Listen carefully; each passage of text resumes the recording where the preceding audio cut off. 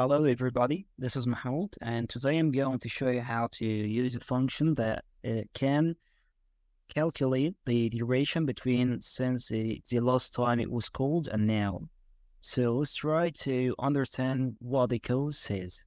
First, we're going to import the time module, and we will use this module to calculate the time now.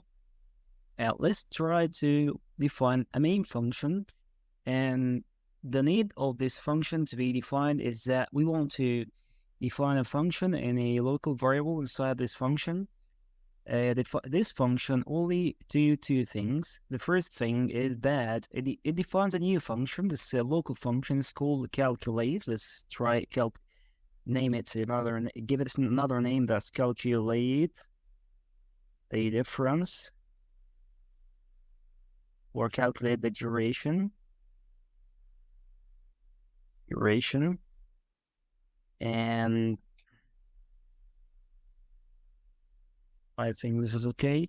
So as I said before, that the main function only does two things: that it defines a variable that's called last time and defines a function that's called calculate the duration.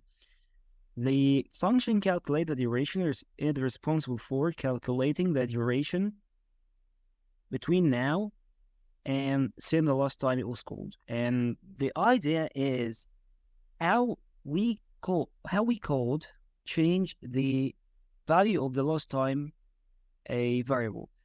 If we define the main function, every time this function is defined, the last time variable is already redefined, and it gave it's given the value of none. So this is every time the main function is recalled. And this is our main problem. Our main problem is that each time the main function is called, it is, or the last time variable is given the name of none. We don't want this to happen, because each time we want to update this variable, last time, to the time of now, so that when we call it again, we can calculate the difference between now and the last time this function was called. So the idea is in using the nonlocal keyword. This nonlocal keyword enables us to access the last time variable, although the last time variable is in another scope of the local variable, but the nonlocal keyword enables us to access this variable and change its value. So now we are not using a new variable last time, but we are using this variable in the local scope, or in the enclosing scope, sorry. So, and after that, we want to define what now is. Now is the time, is time now. And if this function is last time to be called, then the value of the last time variable is going to be none. So at this time, we want to get the last time a new value that's now, and we will return nothing. Let's try our code, and let's run our code line by line, and try to make some breakpoints here and here. Okay. Let's try to run our Python file, give it a name. I don't think that the name will make a problem for us. Give it a name, just for the demo, for the sake of the demo. Let's run our code. Firstly, we are going to do what? We run our code. Okay. But what we want to do is that we want to run our code line by line. So I don't know what the problem is. Run and debug. I have already made lots of breakpoints like this and this. Gain. Okay.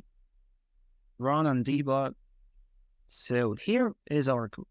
Firstly, we import our time module, and then we define our main function. And our main function defines a variable and defines a new function, a new local function, like this. Then what we do is we have a variable that's called a, and this variable is a is bound to the main function. So the main function returns the calculated duration function. So now a is bound to the function of calculated duration, so that when we want to print a, we give it these two brackets, so that as we can in our minds replace the letter a with the calculate duration function like this, because it's returned from the main function. I mean this. Okay. So now we have our lost time variable is given the non-value because it's the first time for the function to be called. And then we define the time now, and then we updated the variable of the lost time. We updated the value of the lost time variable, and we returned none. So this is the first time. If we see our output, it's none now. And after that, this is the second time for the function. I mean the calculated duration function to be called. And if you notice that the value of the lost time variable is not none, it's given the value of the lost time the function was called. And now we get the result. We define the result. If you see that the result is 18, and this is the value of that will be returned is 18 now. Let's try to wait for some time. Okay. So that it calculates more than 18 seconds. So we have already defined now. And the result is now minus lost time. This time is 39 seconds. This is the duration. And now we could use a function that can calculate, or every time we could update the value of a variable that is enclosed in a function. Thank you.